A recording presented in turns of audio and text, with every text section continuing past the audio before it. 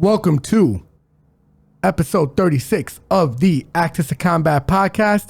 I am one of your hosts, Hugo the Boss. Hugo got next, joined by my co-host.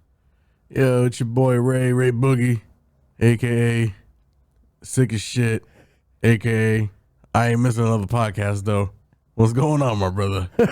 You look like the dude on your shirt that Poetan's hitting. Fatality. I'm in the finishing pose right now, you know. I'm waiting for somebody to finish me. Pause. But before we get into any of that, you guys already know the business. Like, follow, subscribe, Facebook, Twitter, Instagram, and TikTok. Everybody watching the visuals right now, like, comment, subscribe, hit the notification bell to stay up to date. And for all of our audio listeners, Spotify, Apple, Google Podcast, you already know. And yes, we'll jump, right into, recapping these bets. We had to wear our Peloton shirt today because homeboy came up clutch last week for us with the bets. Yes, fatality to Jimmy Prohaska. Hurt me because I love my boy, but, he wasn't the betting side that we had. I mean, arguably early stoppage, but yeah, arguably. Definitely arguably. But it wasn't looking good for jury. No, not with the leg kicks, nothing. We were there, we were present, guys. Sir. So if you followed us on social media, you've seen that we were posting and, giving you guys like some of the deets. We were right where the fighters walked out. So we had some good visuals, and then obviously we had a good line of sight to the octagon, and we had a great time, great fights. Definitely might have caught a glimpse of us, but, and probably the reason why I'm sick, but hey, it was worth it. That main card alone, spectacular. Nothing went past round 2. No, it was which is crazy. So excellent fight. Excellent fight card, especially the main event. The main card was main amazing. Card, yeah. Yeah, amazing. But let's jump into recapping some of these bets. Me and my brother, for a rare occasion, had all the same bets. So let's walk it off. Virtually identical. Let's start with our losers because we have so few. We had Emmers via decision. Kang's money line. Frivoda's money line. Gordinez and Dern in a parlay, their money lines. Our long shots, we had Robert's money line. Kang knockout. And Dern knockout. Didn't lose much on those last 3 because they were long shots. Didn't put heavy units. That's why they're long shots. Now, to talk about our winners. We'll start with the pass first because it was Borishev as a pass. Get the fuck out of here. That Borishev shit was bullshit, by the way. He won that fight. I thought, in my opinion, he won that fight. Yeah. Good fight, competitive fight. Like we predicted, or, said earlier, he wasn't going to really wrestle. No. That fight was purely stand-up. He mixed in the wrestling eventually when he was getting touched up, but I agree. that was a Borishev win. Borishev win. Yeah. So, it was a good bet. Get the fuck out of here. We have Diego. Well, let's start with the parlay. We had Gordon and Van's money line. We had Diego Lopez for our biggest bet of the night. Payday. You want payday. 2 units on that bad boy. Then we had Aspinall and Pereira and their money lines. Payday. You want payday. And as you can see, with the Peloton shirt, left hand of death right now, That left hand won us, a whole bunch of money on Saturday. So we were very excited. I never jumped out of my seat so fast in my motherfucking life, So it was great. It was spectacular. And I will say Pereira is a problem for anyone that's going to stand with him in this division. His power's carried. He looks like he's built his body better for the weight class. Called out Stylebender. Not sure if Stylebender should answer that call. Because I don't think he does. This is a bigger, better version. He's not depleting his body, and he hits harder and he's more durable. I mean, it's insane. And I still think Jamal Hill can get it done against him. Probably the only guy I would pick against him that's not going to wrestle him. But tough sledding for a lot of these boys. Because I've never seen Jiri get damage from leg kicks like that. Like he was visibly hurt from like the first kick. Yeah, the very first kick. You can tell immediately it was going to start going downhill for Jiri unless he started doing something he's not normally used to doing, which was wrestling, Correct. And Aspinall, let's start with Diego Lopez. I told you guys how that fight was going to go. He called it, bro. Word for word. Wait, hold on. I got my boy Soldier Boy right here, man. Word for word. Word for word. Bar for bar. You heard Charlemagne in the back. Oh shit. Yeah, I mean, to a T. You was on that one, brother. I'll give you credit. And then Aspinall is the real deal. I told you guys, I think I mentioned on the last podcast, I think we both did, I wouldn't pick John Jones before the pec tear to beat Aspinall. Now I'm not sure I would at all, especially now with the pec tear. I think Aspinall's the future. I think he's here. I'm glad we went to the fights, bro, because I think that was decisively going to be the next heavyweight champion. Yeah, he is the true heavyweight champion in my opinion. Neither one of these guys are going to fight. Whoever won that fight was not going to fight the winner of Jones or Stipe. I'm sorry. I think Jones and Stipe are going to retire. That was the true heavyweight champion. We saw one crowned on Saturday, and that was 2 weeks. Yeah, off the couch, by the way. I mean, technically, I don't know if it was 2 weeks off the couch. He wasn't training personally. I think he was helping somebody else on this next card. Correct, but definitely. I mean, listen, 2 weeks notice. A killer in Saragih, but I guess I told you. I think he's a very gifted talent that the UFC has, and I think he's going to be a tough out for anyone to be. He might be champion for a while.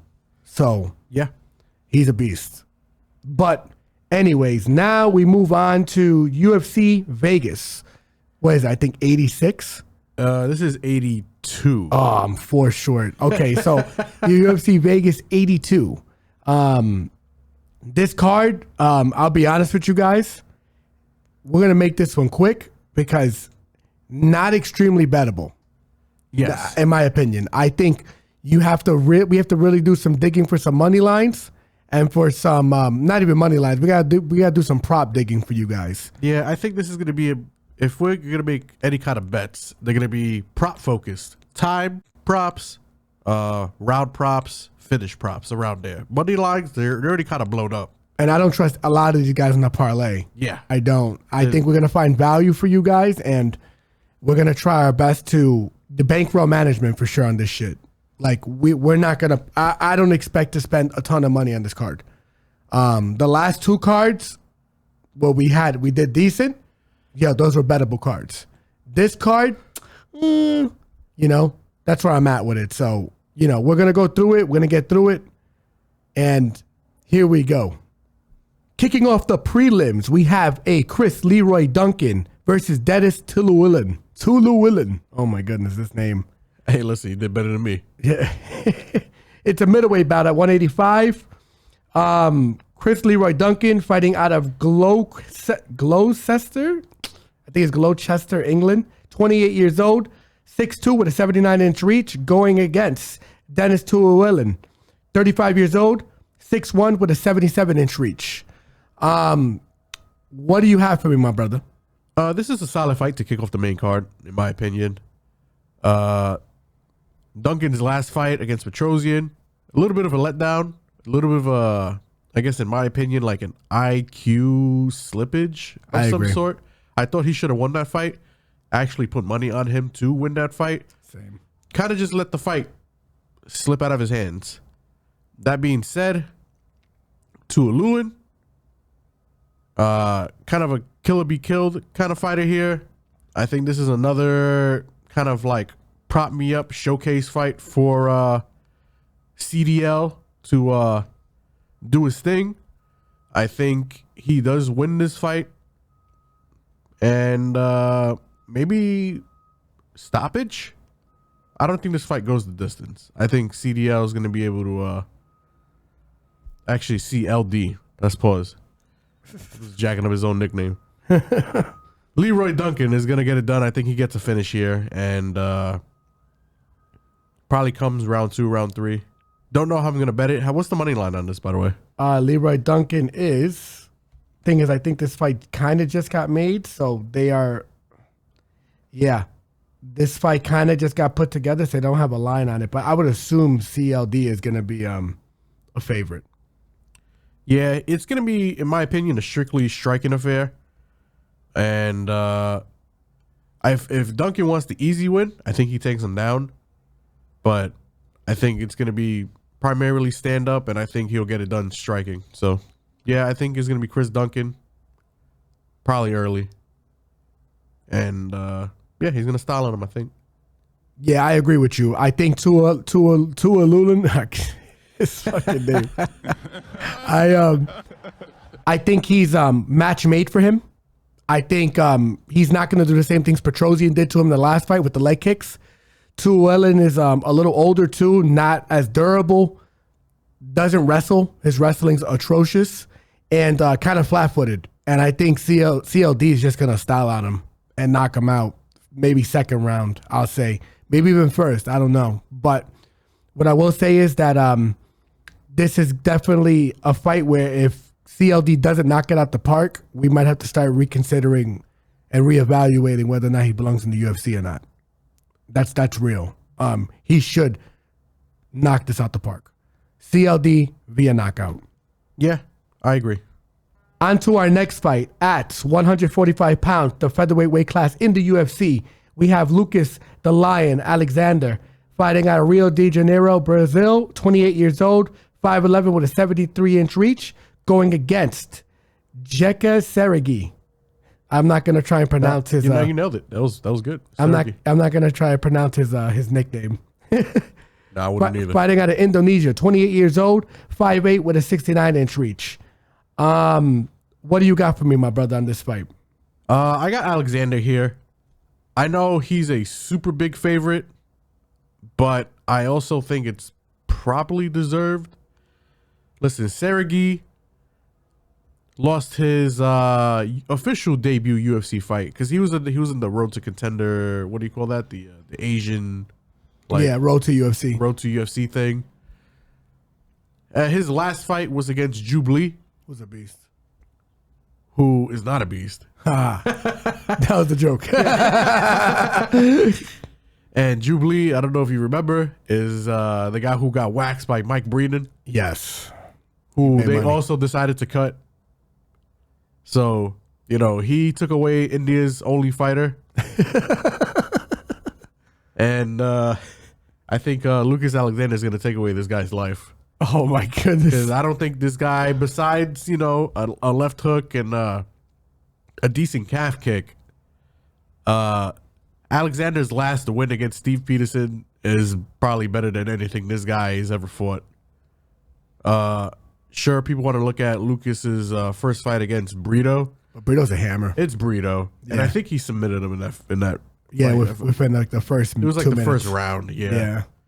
But I think Lucas got everything covered here. I think he's the bigger guy, the longer guy, the stronger guy, and he should finish him. I don't think Saragih is anything. I don't think he's UFC material in my opinion. But from a betting perspective, probably the unders.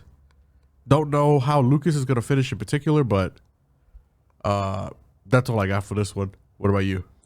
Yeah, I don't know if Lucas finishes him. It might be a decision or it might be a knockout. Definitely not a submission. I'm with you. I think Saragih is a little overhyped, to be honest. I don't know. His name gets mentioned a lot for someone that's not that good. It's very interesting. I agree. But I think Lucas Alexander's the goods. I think we can't look at his loss to Brito as too, damaging because it was his debut and it's against a guy that can crack and is legit, like with his grappling. His grappling skills legit. And we'll be getting to Brito later. Yeah, he fights on this card as well.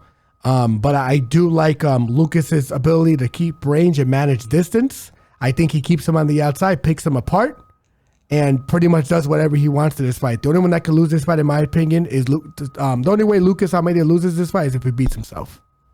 And I think he's been a lot more locked in since the loss to Brito, and his win against Peterson was pretty good. Did everything he was supposed to do in that fight, and then Peterson actually retired after that fight. So I like Lucas Alexander here, and we'll let you guys know how we're gonna bet it. I don't know if he's gonna get a stoppage or if he's gonna go the distance. But we'll definitely let you guys know as the week goes on, and after weigh-ins and things of that nature. But it's just hard to bet because Saragih is, he's been finished. He doesn't really go to decision. He's kind of like Tiuliulin, which is why we kind of have to play CLD for the finish too, low key, because Tiuliulin doesn't really see the cards, neither does Saragih. So it might be by finish, but Lucas might be the guy we say, yeah, it's going to go all the way. We don't know yet, but we'll let you know. Yeah, Lucas is definitely decided, by opinion. On to the next fight. We have at the 125-pound flyweight weight class in the UFC, we have Charles Johnson at 32 years old with a 5'9", with a 70-inch reach, going against Rafael Estevam, who's making his UFC debut from Rio de Janeiro, Brazil, 27 years old, 5'8", with a 69-inch reach. Yeah. How do you feel about this one, my brother? I'm an Energy fan. You know, I like this guy. I like the way he talks. I like the way he carries himself. I'm not too sure this fight is gonna go the way he wants it to go. I know he's the slight dog. He is. And I don't blame anybody who wants to take the dog shot on him. But the guy he's fighting is Estevam cat. He's only got one goal. Take the fight down and either sub you or beat you up. Charles Johnson has a very good propensity to get up when he gets taken down. The problem is he just gets taken down a little too much for my particular taste. Yeah. I think if this fight stays standing, I think he styles on him. This Estevam don't got no hands. Correct. But I think I'm gonna lean the debut guy. I think I'm gonna lean Estevam here to get the win. That being said, don't blame anybody who wants to take the Charles shot. I just don't think the fight, in my head, the way it's played out, I don't think it's gonna stay standing. I think it's gonna be on the ground for half the time, where Charles is probably just gonna be defending or trying to get up. And Charles is not. If the line, if his money line was bigger, if it was plus like 175, I think I'd definitely take the shot. But at plus 120, plus 130, I don't think it's juicy enough for me to pick the fruit, if you know what I'm saying. So yeah, I got Estevam here. But don't know how I'm gonna bet it. What about you? I'm in complete agreement with you, my brother. I think that Charles Johnson, I think, is a great fighter. I'm very high on Charles Johnson. The problem is, stylistically, this guy kind of fits the mold on how to beat him, right? I believe it was Machado took him down 14 or 15 times. His last fight, he got taken down like 8 times. And I think the fight before that, he got taken down like 11 times. Charles, very good at getting up, very good at, essentially dealing with wrestlers and outpacing them, making them work, and then stopping them late. I just think that he, if you're getting taken down by people like Ode Osborne, red flag, very big red flag. And this guy has beaten people with, if you look at his record, 17-3, 8-0, et cetera, et cetera. Like, just this guy Estevam has fought good caliber opponents, and not only beaten them but stopped them. So I'm willing to take a shot here at this line. As much as I like Charles Johnson might be, for all the Charles Johnson bettors, I think he is worth a live bet shot. If this guy starts to gas late and Charles is really making him work and you feel like Charles is getting momentum, I could see it, but I still feel like it might be like a split decision situation. And if it's like if the line is strong enough, with him where it gets to like plus 200, plus 300 after the first or second round, I could see you throwing some money, but you got to hope for Charles to get a finish, which he does not do. He's not a big finisher. And then you would have to hope that the judges are kind of on the side. I think this is an Estevam bet. I'm not going to commit to the bet. I want to, wait till weigh-ins and all that shit. But I think Estevam is the side in this fight. Yeah, unfortunately for me, I mean, I agree, but yeah, Charles Johnson I think he just fights to the level of his competition a little too much and, doesn't do enough, at least at the money line where he's at right now, to really separate himself for a decent bet. So yeah, I agree. Estevam. On to our next fight. We have at the 135-pound bantamweight weight class at the UFC, Chad Anheliger, the monster. I'm going to say the monster. I'm going to say Chad the monster. That doesn't even sound right. I think it's Anglier. 36 years old, 5'6", with a 64-inch reach, going against Jose Johnson. 28 years old, 6 foot tall, with a 71.5-inch reach. Off top, I like Jose Johnson in this fight, and I like Jose Johnson because Chad is old, and Jose is young, and I think. Wow. I mean, great analysis, but it's the truth. I feel like maybe Chad a few years ago, I'd pick him because Jose is just gets taken down all the time. I just feel like Jose's size and explosiveness and age are going to be a big factor in being able to deal with Chad and whatever wrestling attacks he may have.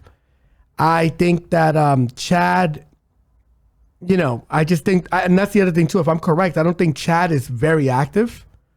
I think maybe I'm bugging about that. I got to double check that real quick. Well, he's definitely coming off of like shoulder surgery. Again, he's going to turn 37 in like 2 weeks. Yeah. And his last fight was over a year ago. I mean, just a lot of red flags. And by the way, I'm not even high in Jose Johnson. I probably won't even bet this fight, to be frank. I don't want to commit to anything on this because I'm not very high on Jose Johnson.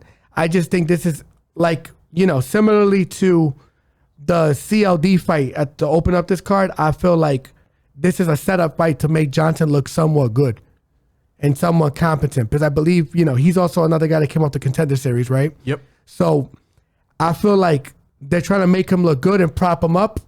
But to be honest, I just feel like he's not very high level. And I don't want to fade a bum with a bum. But if you're asking me for a pick, it's got to be Jose Johnson in this fight. Yeah, I think I'm on the Jose Johnson side as well. I mean, listen, he's got 6 inches in reach. He's got 6 inches in height. He might have 6 inches somewhere else. Pause. Where else, Raymond? I don't know. His intellect. No, but I think they're throwing Jose to bone here after getting completely waxed by not completely waxed, but like he got waxed up by Blackshear. He took that fight on last minute notice too. Yeah. And Jose Johnson, this is the battle of two journeymen where I think Jose's got more ceiling potential here. I think Chad has already hit his ceiling. I think him getting into the UFC is a big enough accomplishment enough. He's just a boxer who, I don't know, I think he's just too short. Yeah. And he's not going to be able to do anything. I think Jose's just got him covered. I agree. I think Jose's going to be able to box him and keep him at length. He knows how to use his length. And I think Jose, if he wants this fight on the ground, I think he'll probably get a submission on him. I think Jose's got Chad covered everywhere here. Not with the most confidence I'm going Jose because, I do question Jose's IQ, but I think Jose's the side here. Don't know how I'm gonna bet it. I would if I had to, I guess think about it. It might go the distance, but with these two guys, you never know. So I think Jose's the side. On to our next bout, featherweight, 145 pounds at the UFC level. We have Jonathan Pearce, 31 years old, 6 foot tall, with a 71-inch reach, going against Joanderson Brito, 28 years old, 5'8", with a 72-inch reach. Jonathan Pearce fighting out of Tennessee, Joanderson Brito fighting out of Brazil. What do you got for me for this fight, my brother? I think this is probably one of the closer line fights on the card. One of the better fights in the card, too. I think it's one of the very, very good fights that are on this card. I think it just depends on who decides to dictate the pace of this fight. I think Jonathan Pearce, GSP, especially if this fight goes on late, the later it goes, I think he's got the advantage. I think he's got the cardio advantage. He's definitely got the wrestling and grappling advantage. Maybe not the grappling advantage, but definitely the wrestling advantage. Brito, I think if Brito's the side, if you like Brito, I think it's early. He's got the power. He's got the striking. I'm going to lean Brito here. Only because, especially if I think this fight does end early, JSP's chin is just a little too scary. He's very hittable. And Brito, he's a finisher. On the ground, on the feet, he can get it done. Yeah, I like Brito early. I like JSP late.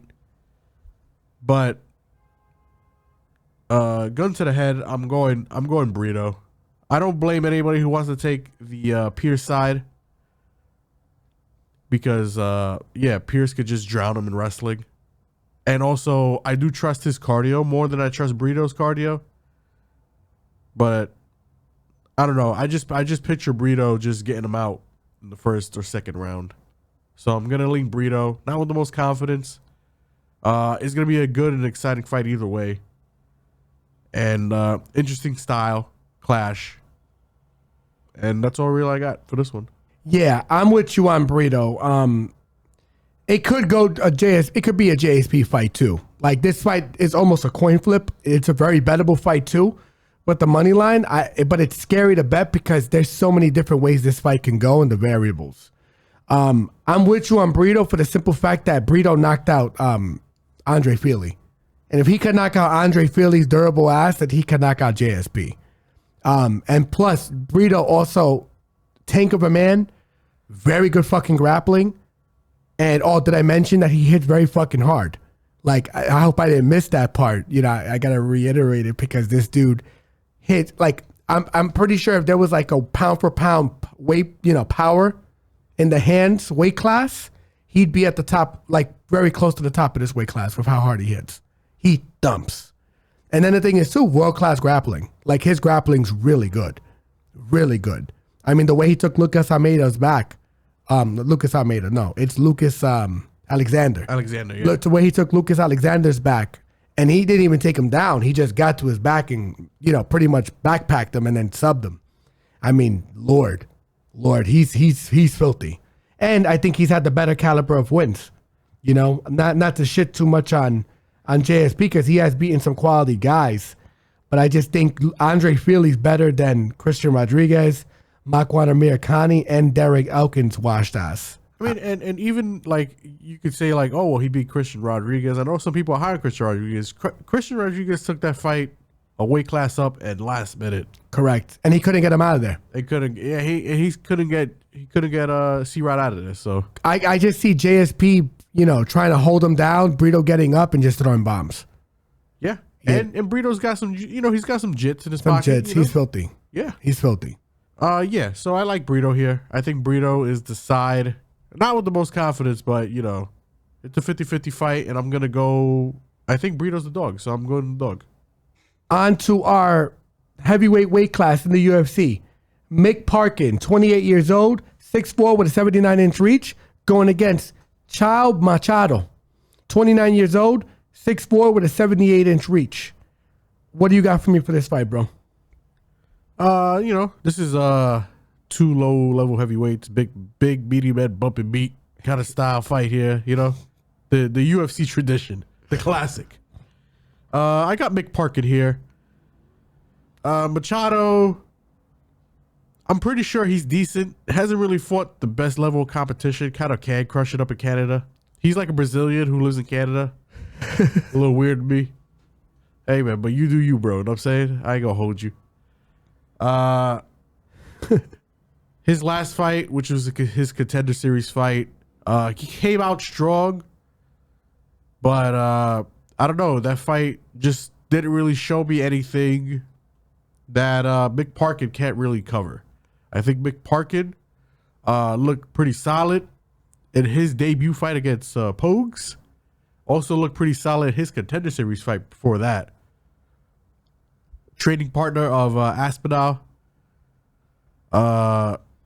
Probably was helping. Well, Aspinall was probably helping him get ready for this fight, not knowing that he had a fight coming up just 2 weeks prior. But I think Parkin probably gets this done. Probably gets this done inside the distance. If I had to pick, I think Parkin's just got the better footwork. I think he's just a little lighter on his feet. Got the better hands. I think he could probably mitigate some of the grappling. I think he could probably get some grappling of his own. I just like Mick Parkin here. I think he is the rightful favorite. Kind of hard to bet him because he's like in the 300 range. But Parkin's the side here. What about you? I agree. I on top of everything you mentioned, Mick has cardio for days for someone his size. It's pretty impressive, and I just don't see Machado having the tools to be able to deal with that cardio. So even if the fight is somewhat close, I like initially, I just see Parkin pulling away at some point during this fight, and then it's just going to be a complete ass whooping, probably a stoppage. I'll be frank with you. Mick stops a lot of the guys he fights, so. I'm with you. Mick Parkins is the side. Yeah, I could see a second, third round finish, but Parkins, he's got it. On to our next fight at 135 pounds, the bantamweight weight class at the UFC. We have our ladies fighting. Lucie Pudilová fighting out of Dublin, Ireland.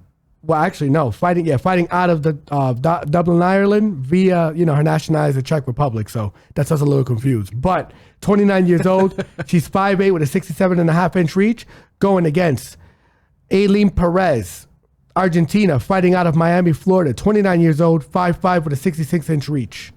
What do you got for me for this fight?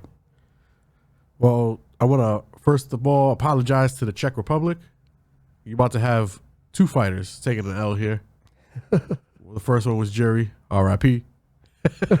Next one, I think, in my opinion, is going to be Pudilová, unfortunately. Low-level women's fight here.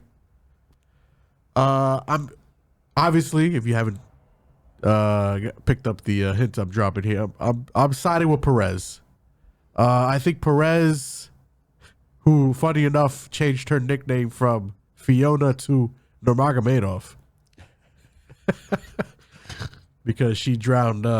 Who's that last girl she fought? Ashley Evans Smith. She drowned her wrestling. I think she does the same thing here. Pudilová, striker who's historically had trouble with wrestling and grappling, got cut from the UFC, came back, has decided to implement more of the wrestling of her own, which has gotten her, some wins. Problem is that Perez is just a dog. She's going to be the bigger girl. She's going to be the stronger girl, in my opinion. And even if Perez can't take Pudilová to the ground, I think she's going to be able to hold her up against the cage and just beat her up there. Stand-up wise, I think Pudilová might be more technically sound, but I think Perez might hit harder. And Perez is willing to take one to give one. She just wants to get in on you, body lock, take you down, or just press you against the cage. Yeah, I think Perez here, I think she gets it done. I think she gets it done pretty easily, to be honest. And I think she's going to be the side for me. What about you? I agree with everything you said. And on top of the fact that Ailin Perez is a girl who used to fight at 145, who's now fighting at 135. Actually, did I say that twice? I said 145. I think I said 135 no, you twice. said it correctly. Okay, cool. I just want to double check. I thought I said 135. That's now fighting at 135. No, 145 fighting at 135. So she's technically, she was undersized and like the short, stocky, power puncher at 45, but now she's done at 35 and she's like against girls that are equally her size. So she's going to be the stronger girl. She's going to be the bigger girl. And I just don't know how Pudilová is going to deal with her pressure and her wrestling. Plus, she does hit hard, too. So she might sting Pudilová on the feet, too, and then take her down or drop her and then beat her up with ground and pound. I like Ailin Perez here, even though this is a very low-level fight. So I don't know if I'm going to bet it, but I do like Ailin Perez here. I think she does get it done. Yep, I don't like the money line. So from a betting side, I don't know how we're going to go with it, but I do think Ailin should probably roll here. On to our next fight at 155, lightweight at the UFC. We have Nikolas Iron Motta. Let me keep that in there. 30 years old, 5'9", with a 70.5-inch reach. Going against Trey, the Samurai Ghost Ogden. 34 years old, 5'11", with a 72-inch reach. What do you got for me for this fight, bro? Yeah, this fight is pretty interesting because stylistically it's a little weird, right? We got Motta here, who hits hard, likes to throw punches, generally kind of just like the boxer prototype, but no chin. Going against Ogden, who's never knocked anybody out in his life, and only gets submissions when you force the grappling on him, and also. His losses are all by submission. Well, not all of them, but all his finishes, all his finished losses are by submission. So, I'm going to lean Motta here. I think Motta is going to have the output that's going to get him, some kudo points for the judges. Ogden, I think, fights a little too safe. Doesn't really initiate grappling. I do trust his IQ more.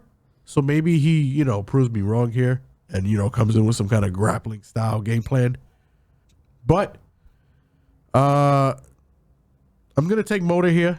And I do think from a betting perspective, I think the over is probably hit here. I think I could see this fight going to decision, oddly enough. But yeah, I think Motta wins, and it's purely based on volume. And I think he's got underrated wrestling defense. So I don't think, even if Ogden wanted to wrestle, don't know how easy of a time he is going to have to get in on Motta. So, and I don't have the best track record betting either of these guys or picking any one of these guys. So I'm taking a shot here. It's Motta. Don't know how I'm going to bet it, but he's the side. What about you? Horrible fighter. Horrible fighter. I think this is a rough fight to bet on, but I'm going to go with you with Motta.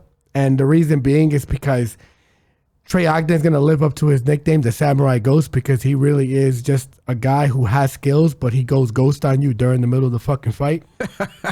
He goes ghost on his fucking game plan. He does a lot of shit ghost. I mean, he's probably going to search for this podcast in incognito ghost mode. You know what I'm saying? Hey, shit, who knows? I don't know. But what I will say is I don't trust his output. I know Motta's going to come and fight for my motherfucking money. And, yeah, I don't like Motta's chin, but Ogden's not like a ferocious puncher. He's not at all. Like the last fight that Motta got knocked out, that elbow would have knocked anybody out. 100%. And before that, it was against a bigger puncher. Ogden's not a big puncher, not a high volume guy. If he does wrestle here, that's probably his path to victory. But I don't trust him to make good decisions. This fight might be a big fucking stay away. I'm just going to be honest with you, because both of these fighters. Get the fuck out of here. Straight up. But what I will say is that Motta, I think Motta, if he finds that chin, he can put anybody out. Hits very hard, walks people down. He doesn't have Joanderson Brito power, but he does have thumping power. And I just see Ogden falling apart. Yeah. Especially after the first exchange. So I'm going Motta. Not with the biggest confidence, but I'm going Motta. Yeah. I just can't pick a guy who looks like Seth Rogen. I'm just gonna be real. So yeah, I'm going Motta. Our next fight at the 170-pound weight class, welterweight at the UFC, Uros Myktybek, 30 years old, 6'1" with a 71-inch reach, going against Myktybek. Yeah, listen. Orolbai. Good luck with that name. I think fighting out of Kazakhstan. Orolbai. Fighting out of Kazakhstan. 5'10", reach not applicable because Tapology doesn't have this man's reach listed. Well, yeah, this guy, he's just a literally last-minute replacement. Yeah. This fight, I never seen Tapology have a category where it was like rumored bouts. And it was like, up until yesterday, it said rumored bout, not confirmed, unconfirmed rumored bout. I was like, okay, that's pretty. Yeah. Yeah, that's where I'm at with it too. I like Myktybek, especially after the Sellemsberger win, but I haven't done the proper tape on this, guys, and I'll be honest, I think my brother can probably agree to that. Yeah. So we're going to move on from this, but Myktybek showed me a lot in that last fight with Sellemsberger. So Orolbai's got to show me something on the tape that's going to convince me to not be on Myktybek. Yeah. But obviously no bet, no pick, because Yeah, they just announced this fight It's literally, it says unconfirmed rumor. like a day ago. And Yeah, like- it hasn't been. It's not even on the UFC website. It's haven't seen it officially announced. It's the dirty secret. It's the monster under your little sister's bed. You know what I'm saying? It's a dirty secret. There's You know, somebody in my closet, Daddy. There's nothing in your closet, sister, daughter. Listen, this is a Southern family. Oh no. Oh no. No, hold on. But I'm with you. Let's bring it back in. I'll bring it back in. I try to fade Uros against Sellersberger. Me too. Found out the hard way. So did Sellersberger. So did Sellersberger. So yeah, we didn't. Sellersberger's probably selling burgers after that one. Yeah. You know? Until we do some proper tape on this guy, you know, no bet, no pick. We could probably move on from this one. Now to kick off the main card, we have at the 115-pound strawweight weight class, Amanda Ribas fighting out of Brazil, 30 years old, 5'3" with a 66-inch reach, going against Luana Pinheiro, fighting out of Brazil, 5'4" with a 62-inch reach, 30 years of age. I will start this one off, my brother. I like Amanda Ribas here. And I like Amanda Ribas for a lot of reasons. Amanda Ribas, I think, is better than her everywhere. I think Amanda Ribas is fought the better competition. I think Pinheiro is good for maybe a round with power. That's about it. I'm going to be honest with you. And in all honesty, she couldn't even beat a deflated Michelle Waterson, who I thought she lost to her last fight. She got the nod, but if you know what you were watching, she lost the fight. She did. Amanda's a beast. She lost to Macy Barbara in a fucking war. That's the only thing that worries me a little bit in this fight because she's, you know, got some damage on her and she's coming back relatively quick from it. But outside of that, I like Amanda. She's going to be the bigger girl. She's moving down from 125 pounds, fighting at 115. And Luana is not necessarily the biggest strawweight. She's okay.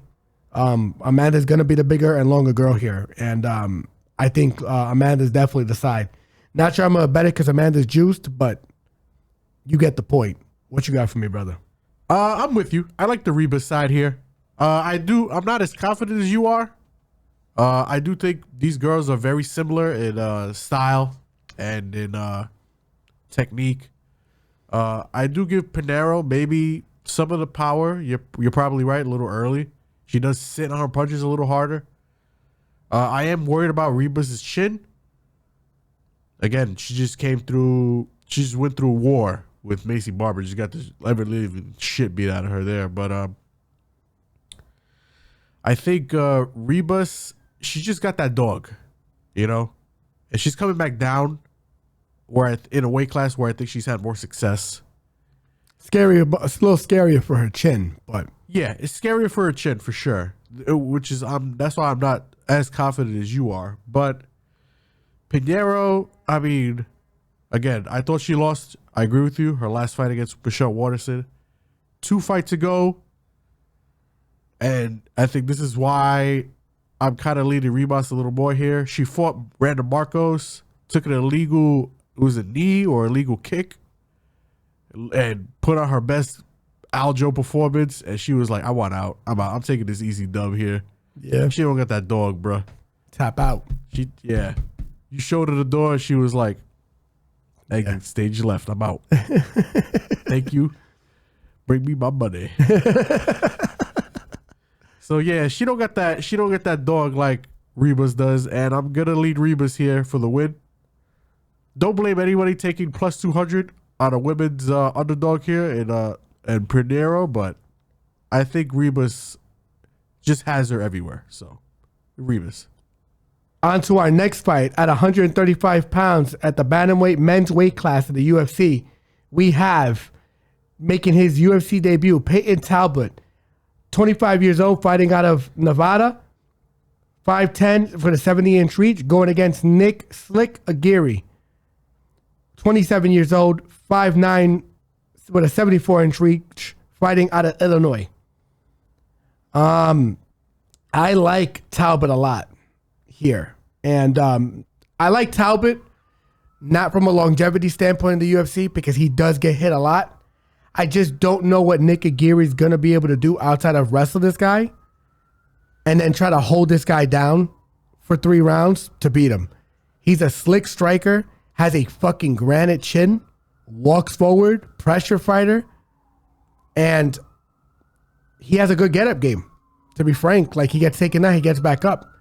You know, I think he went 1 for... I think Tracy Cortez's brother on the Contender Series went, 1 for 16 against him on takedown attempts? I don't recall, but it was a couple. Yeah. It was crazy. Yeah. And he had 1 minute of control time. And Tracy Cortez's brother can wrestle. It's not like he's a slouch. Yeah. You know, I think he was a state champion, if I'm correct, in wrestling. So, you know, I like Talbot here. I don't know how Aguirre's going to be able to deal with him. Talbot's going to be bigger, stronger, younger. Not that Aguirre's old, because he's not, but I just don't know how Talbot loses this fight outside of Talbot maybe doing some dumb shit, which he doesn't typically do outside of leaving his chin out there to get hit. But he leans on his chin because he's got a good one. So what do you got for me? Yeah, I got Talbot here. I don't think he should be a minus 800 or 700 or whatever he is. He's making his UFC debut. Agreed. I get the hype behind him. I get that he trains with, you know, born and raised in Vegas. He trains with a lot of these professional fighters in the UFC in Vegas. Listen, I know he beat Tracy Cortez's brother. I mean, yeah. But at the end of the day, it's still Tracy Cortez's brother. I was never really impressed with that guy in the first place. No bullshit, yeah. On some real, just keeping it a stack. I mean, Tracy, you know, she wild, but you know, the brother not so wild. His opponent is gonna want to grapple. Had a decent showing against Argueta. Not really impressive. Argueta kind of just whooped his ass, but he did show the propensity to survive. At minus 800, Talbot's got to get like a first round finish. Generally, he doesn't get first round finishes. Correct. His finishes are the second, third round. Yep. So just money line alone, not really justifiable. I do think he is the favorite. I mean, the rightful favorite. I do think he does get the finish probably in the second or third. Agreed. I'm going to say KO. Yeah. But, yeah, minus 800 is just wild for a guy who's debuting. I agree. This is who he Bo Nickel? Yeah, who is he? I don't know. But I do think Talbot's the side here. I do think he gets the finish, and I do think it comes late. On to our next fight, the feature fight of the main card. At 155 pounds, the lightweight weight class of the UFC, we have the Monkey King, Jordan Levitt. 28 years old, 5'9" with a 71-inch reach, fighting out of Las Vegas, Nevada, going against Chase the Dream Hooper. 24 years old, 6'1" with a 74-inch reach, fighting out of Washington. I like Jordan Levitt here, man. And I like Jordan Levitt just from a dog or pass standpoint because I think Chase might have the volume. I think they might mitigate each other on the floor, but I do like Jordan Levitt's IQ.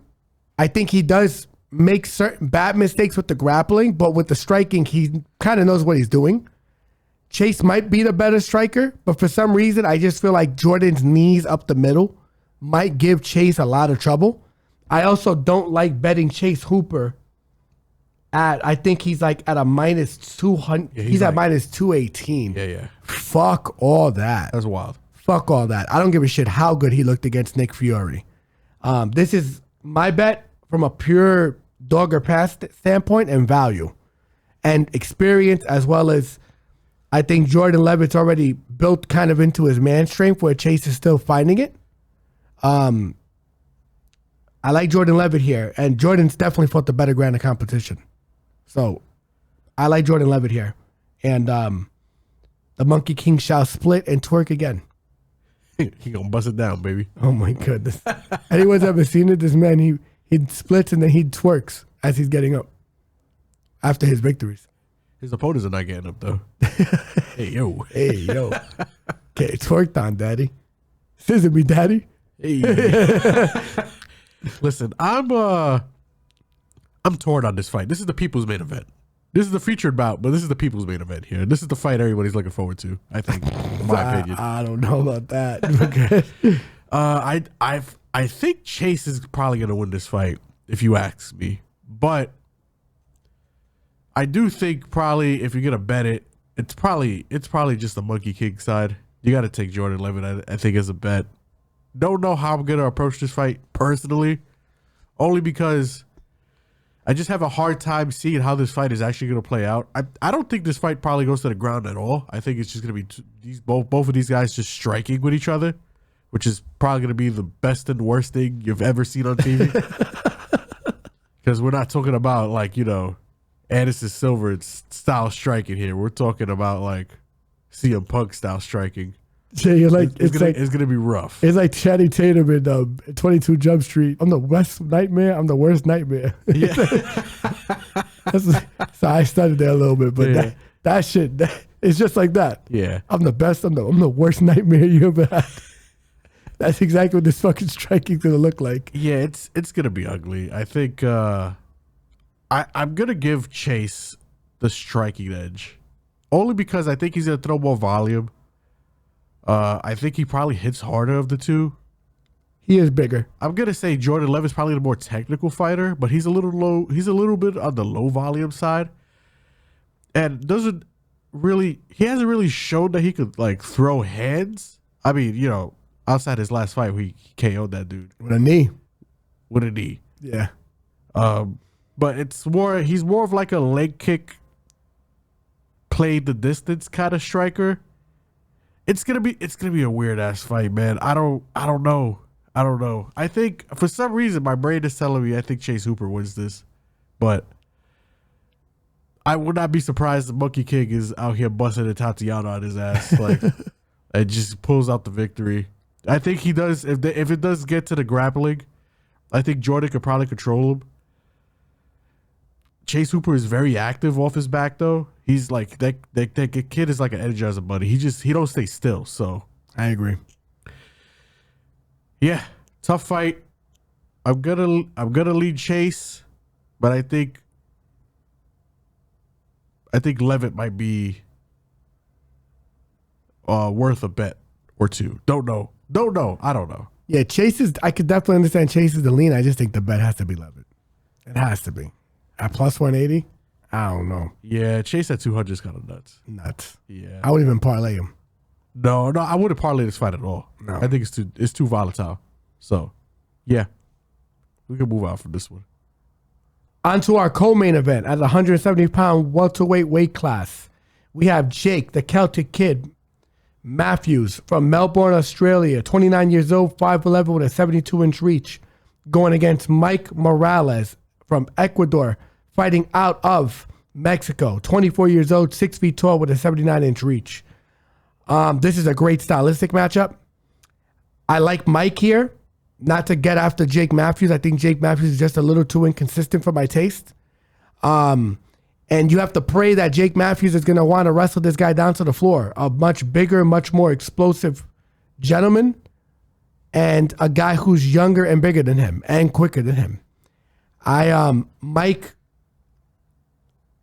he didn't get exposed his last fight. I think he's taken a step back from his last fight with fighting Jake Matthews. I think Max Payne Griffin is a tougher fight for Mike than Jake Matthews is.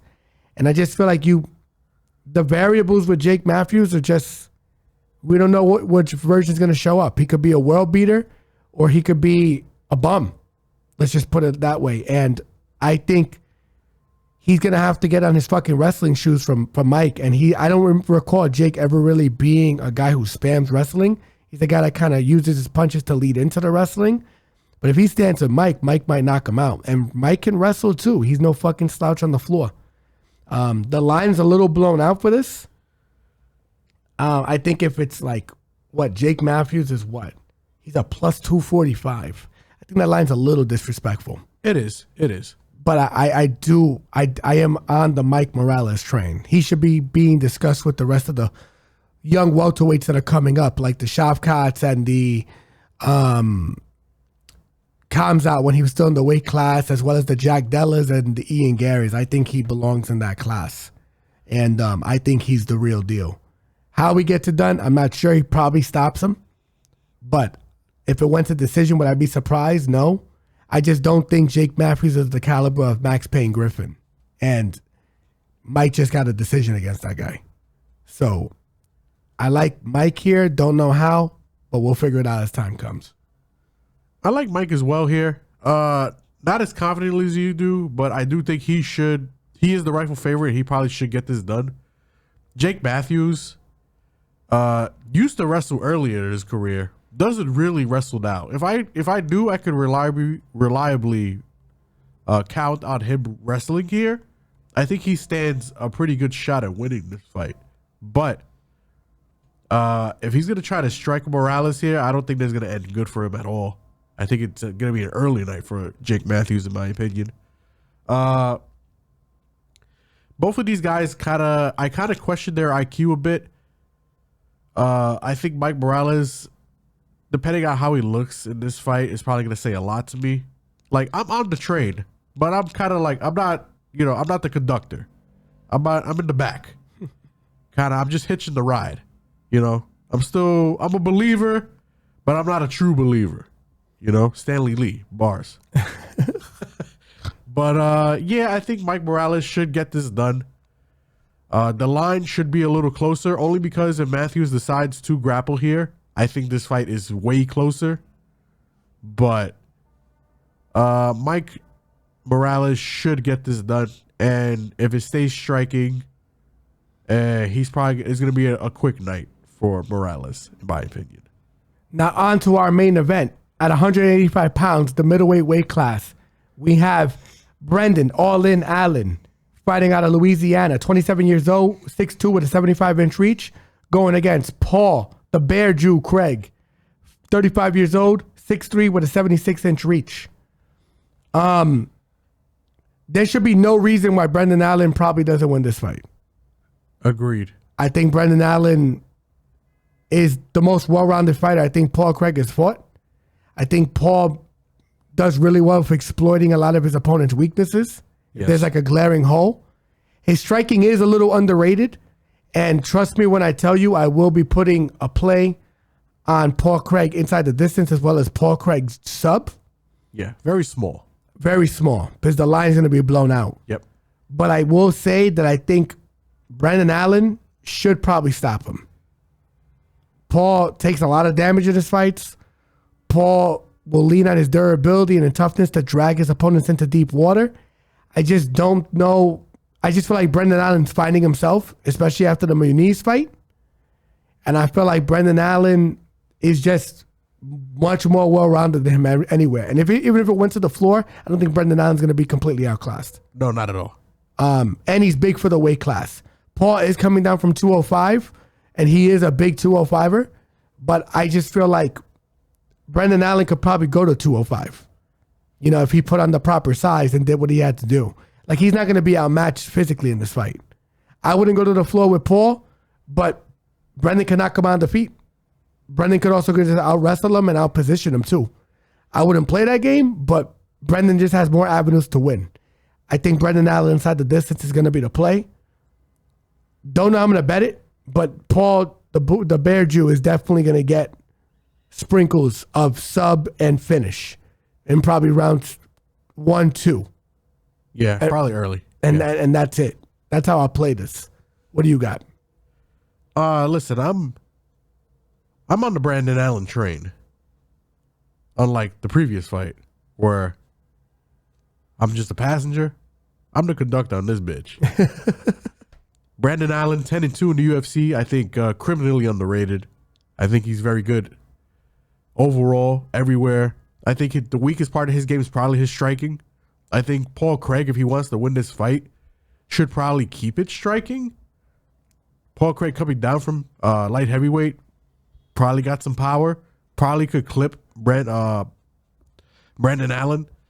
I think that's probably his only and probably best way to win this fight. Some meme-ass knockout. That's why I think the inside the distance is a good bet, because I think that's his most viable way to win. I don't see Brendan Allen being subbed, because I think when it gets to the ground, I think Brendan Allen is more than capable of handling his own shit down there. Brendan Allen, I see him winning this fight. It's a 5-round fight that favors Allen.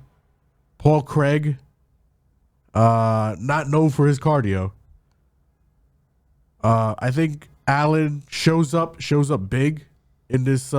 Is this his first main event? No, right? Yeah. He had an impromptu main event, I think, before that. I think so too. His first official main event here, 5-round fight. I like Paul Craig a lot. I mean, listen, he's got wins over Jamal Hill, Ankalaev. He's beaten some legit names in light heavyweight.